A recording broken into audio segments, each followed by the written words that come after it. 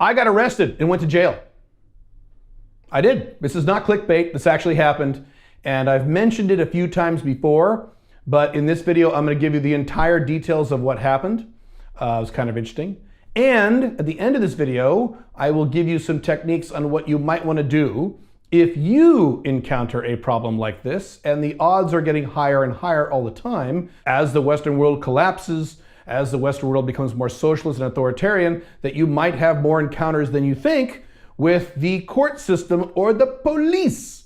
So, as always, I am Caleb Jones. This is Alpha Male 2.0. I make a multi-six-figure location-independent international income while dating multiple attractive women. And I show men like you how to do the same thing. As a matter of fact, when it comes to alpha male, I have read in a few articles, I think I heard a guy say this on YouTube once, you're not a real alpha male unless you've gone to jail at least once. I guess I qualify. Yoo-hoo! So let me put this in context. This was a long time ago. This was about, I don't know, 12 years ago, 13 years ago, somewhere in there, 11 years ago. And as I've written about in my blogs and my books, when the 2008 financial collapse came along, I was in the middle of a divorce. So my divorce began in early 2007. 2008 came around and my divorce took 2 years. Mostly my fault because I was kind of farting around. I was kind of delaying the paperwork. We had some disagreements.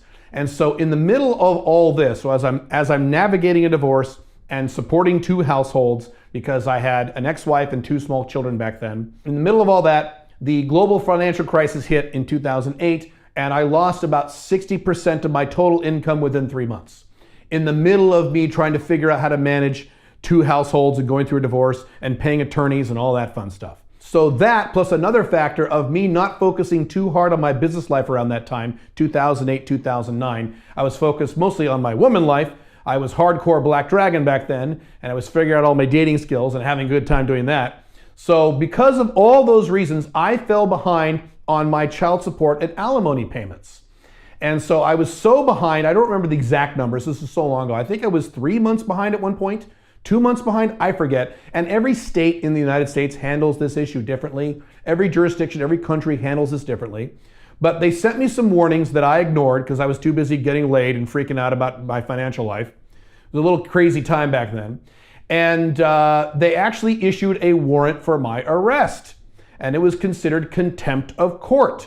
When you ignore summons for payment or what have you, it's considered contempt of court. And contempt of court is a crime, sort of. I think it's a misdemeanor. And so I was guilty of 4 counts of contempt of court because I ignored these notices. So I was still paying child support, by the way. It's not like I wasn't paying it. I was paying it. I just wasn't paying the correct amounts because I didn't really have the money. I was recovering from all this crisis and losing 60% of my business and all that fun stuff. So it's not like I was being a deadbeat dad. I was still paying the child support. I was just paying less than I should have paid. As a matter of fact, if I had paid nothing, I would have gotten those notices much quicker. So it actually, and maybe I would have taken them more seriously. I don't know. It's hard to say. It was a long time ago. But anyway, I get this notice in the mail for an arrest. There's a warrant for your arrest. And I'm like, what? What the hell? So I call one of my attorneys and I said, hey, I have this warrant for my arrest. What do I do? Because I've never been arrested before. I don't know how this works. He's like, well, you don't have to do anything. I mean, that means if you get pulled over, like, you know, at a driving stop, they will arrest you. They're not going to like come to your house. That's not how it works for these kinds of things. This is contempt of court. You haven't been found guilty of murder or anything like that. You haven't assaulted anybody. This is just a paperwork thing. So I said, well, how do I fix this? I can't have a warrant for my arrest for the rest of my life. He goes, right. What you have to do is go down to the jail and pay them whatever you owe. So what do you owe? And I looked it up. It was like, I forget the number. I think it was like $2,000 they wanted for that arrest warrant. And he said, okay, $2,000. Do you have $2,000? I said, yeah, I could get it. He's like, all right, just bring $2,000 cash. Don't bring a check, bring cash, and just walk into the police station and hand it to him and show him the notice and just hand him the money. I said, oh, cool. Then I just leave. He goes, actually, no. It's government. It's going to take them 2 or 3 hours because government is incompetent and slow. It's going to take them 2 or 3 hours to process the paperwork. And while they process the paperwork, they're going to have to arrest you. So they will actually handcuff you and put you in jail while they process the paperwork. I said, well, wait a minute. What if they don't let me out? He goes, they will. Don't worry. I promise they'll let you out. I said, you sure? He's like, yeah, I'm sure they'll let you out. It'll take some time. An hour, 2 hours, 3 hours, 4 hours, what have you, depending on how organized they are that day. I said, all right, cool. So one day, 2 or 3 days later, I just put an appointment in my calendar, go to jail. I literally put it in my calendar, among other my appointments. I had some consulting appointments later that day. So I dressed up like a normal day for work at the consulting office, and I went down to the jail and handed them money, and they were very nice. They were very polite. He goes, all right, we have to arrest you now. I'm like, all right, cool. And sure as shit, yeah, I was arrested for reals. They put the handcuffs on me, they fingerprinted me, they had to walk me down the long hallway, and they had to put me in general population. So now, to be clear, this is jail, this is not prison. And if you don't know the difference, prison is when you're convicted of a crime, you have to spend like a year there or whatever, or 20 years. 20 years in life, you got it. Anyway, you know what I'm saying.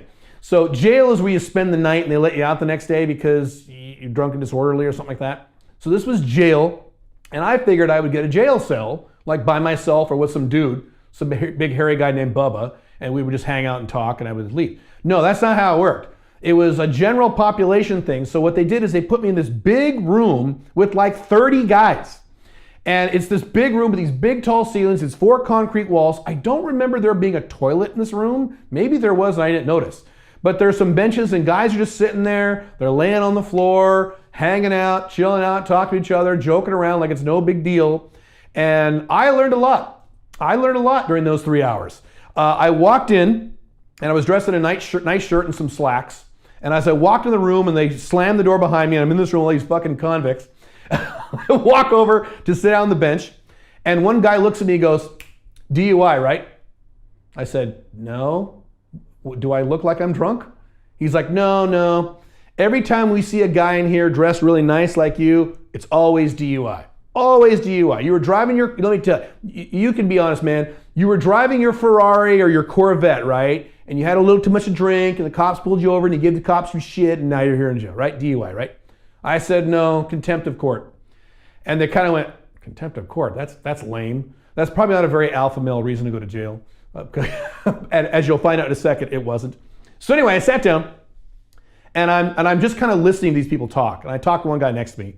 But it's fascinating because this is a part of life I don't normally spend in. I have since then when I visited like some second world, third world countries and talked to some very questionable people. It's kind of an interesting part of life. But I realized that day that there's an entire population of men who spend their lives going in and out of jail and in and out of prison. It's their lifestyle. And what I mean is there were guys in that room who were saying stuff like, hey Joe, how you doing? Oh, I'm doing good. Why are you in here? He's like, I beat up my girlfriend again. Yeah, or I was selling, they caught me selling heroin again. And as they talked, these were guys who had been in and out of jail 4, 5, 6, 7, 8, 9, 10 times. There's an entire population of men that you may not be aware of that just cycles in and out of jail their whole lives. It's their lifestyle. They get out of jail, they commit some crime, they beat up their wife, or they sell drugs, or they do drugs, or they do a drunken disorderly, or they scream at a cop, and they get thrown right back into jail. And it just is a constant cycle in and out, in and out, in and out. And most of the guys in this room, hilariously, were in that category. These were guys who had been to jail many, many, many, many, many, many times. This is the first time I've been in jail. Hopefully the last time I will go to jail. And so I didn't know any of this. So it was very interesting to listen to these conversations going to jail of all these crazy bastards. Oh yeah, I got in a bar fight again. Or oh yeah, I got stabbed in the leg again. And it's always again. It wasn't like me, like, wow, this is the first time I've been to jail. This is crazy. No, all these guys who just were jailbirds. And that was their lifestyle. And they were really nice guys. Talked to a few of them, kind of funny, joking around. It was great. Had actually a good time. It was actually a valuable experience for me. It's things I learned in there I probably wouldn't have learned other places. So I look back, I don't know if you can tell, I look back at these memories with fondness, not with fear. I know guys, normal everyday guys who have gone to jail like overnight, and they describe this horrible experience, or a few hours, and they describe this terrifying, horrible experience. I actually had a good time. I just joked around and talked to these guys. It was no big deal. But as an hour or two passed, and I didn't have a watch because they take all your belongings and they put them in a little bag. So I didn't have a watch, didn't have a phone, didn't know how long it had been. And I started getting a little nervous. I started thinking, what if they fuck up the paperwork? Or what if my attorney was wrong? and they don't let me out, and I'm stuck here. How's that going to work? Am I going to sleep here? And there were guys who had slept there for a few days. There are guys who've been in that room sleeping on that concrete floor for 4 days. Damn. So I'm like, I don't think I want to spend several days in here. And it wasn't like, oh, I'm scared to be in jail. It was more like, I got work to do. I got client work to do. I got this. I'm thinking of all my work projects that would have to fall behind if I was in jail for 4 days. That's how I think. Anyway, so, and I'm also thinking about all the cool stories I could tell my FBs and MLTRs. Hey, I was in jail. It was awesome. Anyway, long story short, they knock on the door, chung, chung, chung, or they don't knock on the door. They open the door, chung, chung, chung, chung, and it slides out, and they go, Jones! Caleb Jones! And I go, cool, and I get up, and they all look at me like, oh shit, you're out already? What the? They were like this surprise, and I said, yeah, see you later, have fun. And I walked out, and they handcuffed me one more time, I believe, walking down that hallway again. Then they let me go, and they gave me all my stuff back, and I left. And I literally, it was about 2.5, 3 hours, and it was right according to the schedule I had set. So I literally walked out of jail, got back into my car, and went to my next consulting appointment like nothing happened, like it was just some other appointment. My slacks were a little dirty from the bench, but other than that, it was fine. And I just continued with my work day, and it was fine. And what's interesting is that during some of this 5 flags stuff, I've had a scenario in several countries where I've had to submit an FBI background criminal check report, and it will show this arrest that I had, 10 years ago. And the FBI, of course, screwed it up and just put arrest and a date. And so sometimes I've submitted this report to various governments during my 5 flag stuff to apply for residency or citizenship. And they'll go, you had an arrest, but it doesn't say what it was for. I mean, we don't know what that's for. Was it murder? Did you rob cars? Were you selling drugs? And it sucks because it showed arrest, but not what it was for. So of course, I had to pay an attorney $800, an expungement attorney, to go in and edit the report at the FBI. I can't remove the arrest, but I can show arrest, contempt of court, 4 charges, misdemeanor, charges dismissed. So that way it doesn't look bad on my report anymore. And so far I haven't had any problems with any of my 5 flag stuffs once I had that data on there. But it goes to show. As a matter of fact, after my arrest, when I talked to my attorney, I said, hey, do I have a criminal record now? So anytime someone checks me, I'm gonna have a criminal record? And he said, no, it's not a crime. Contempt of court is not a crime. It's a violation. I don't know what the technical term is, the legal term. And he was actually wrong because it does come up. And if it's not clear, people get nervous about it. Now today, it's better. It actually shows why I was arrested and what it says on the report. So it's not a big deal anymore. But that's it. That's my story. Now, if you have a problem like this, where you have a run-in with the police or run-in with the court system, the number one thing I can recommend to you is don't talk to the police. Have your attorney talk to them for you. Now, if you're very, very, very poor, this probably isn't an option because attorneys are expensive. But if you ever have a scenario where a cop bangs on your door and opens the door and starts interrogating you, what you should do, the correct answer, and I've learned this from men who have a lot more money than me, the correct answer is one moment, beep, beep, talk to him and hand them your phone and have them talk to your attorney. You don't want to talk to the cops. You want your attorney to do your talking for you. Another thing, and this is a big one, and this is something that should be obvious, but people don't get this. I even mentioned this in The Unchained Man, and that is when you talk to police officers, even in a normal misdemeanor scenario or violation scenario where you're pulled over for speeding or something like that, be nice. Do not raise your voice to the cops, especially if you live in the United States. If you raise your voice and yell at the cops, that's a good way of getting shot. So when you talk to police officers, be nice, be polite. Even if they're totally out of line and you're furious, center yourself, take 2 or 3 deep breaths and relax and then speak normally. I have personally witnessed, and you have personally seen or seen YouTube videos of what happens when you see someone and the cop is talking to that person and that person gets pissed off and starts screaming at the cop and getting in the cop's face. Now, maybe that's okay in Europe. And it might be okay in Canada or Australia. But if you do that in the United States, you're going to get tasered, you're going to get shot, you're going to get dragged to jail. Don't do that. Be nice and control yourself when you talk to the police. And ideally, have your attorney talk to the police. This is a very big topic. And frankly, I'm not an expert because I'm not a criminal. So I really couldn't give you more data on this, but I know those two things.